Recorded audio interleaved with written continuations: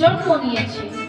প্রথম স্টেজ কলা গানে আমার, আমি বেশি কথা না বাড়িয়ে আমার কলা থেকে একটা গান, এই গানটা রাখার উদ্দেশ্য হলো আমার খাজা বাবার জন্মলগ্ন থেকে তার বংশ পরিচয় দিয়ে মোটামুটি একটা সমাধান, আমার বাড়তি কোনো আলোচনা যেন না করা লাগে।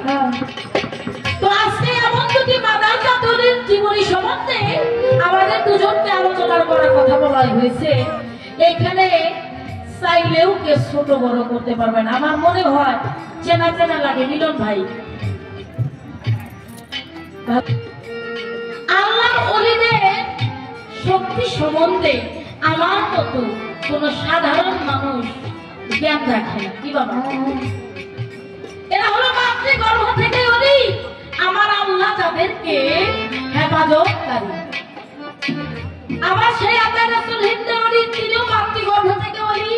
আমার রাসূলুল্লাহ নসিবা, তিনিও মাতৃগর্ভ থেকে ওলি। দুটি ওলির গুণকীর্তন, এখানে কোনো দোষ গুণ খোঁজার বিষয় না। আমার ভাইয়ের কাছে আমি আমার বড় পীর সম্বন্ধে কিছু কথা জানতে চাই, যে কথাগুলো আমার ভাই তার মন মতো থেকে, তার ভাব থেকে আমাদের মাঝে প্রকাশ হলো। আমার গাউসুল আজম গাউসে পাক বড় পীর আউলিয়া, আমার গাউসে পাক এই পৃথিবীর মুখে হলো সবচাইতে বড় পীর, নাকি?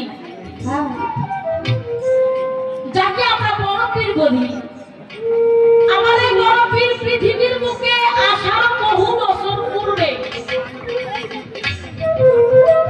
কয়েকজন বলি বাবার একটু লক্ষ্য করবেন। জীবনী এমনই, জীবনী হলো তাদের জীবন বৃত্তান্ত নিয়ে আলোচনা করা।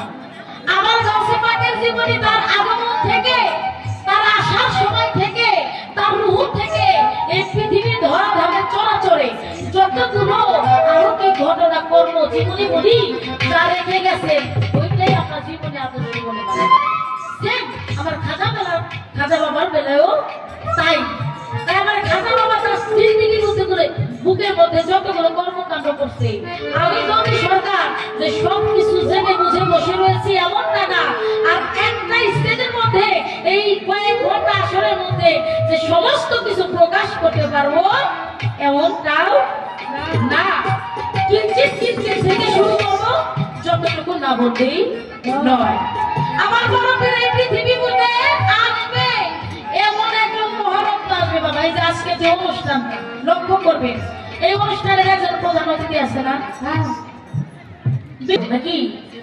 একজন থাকে সভাপতি,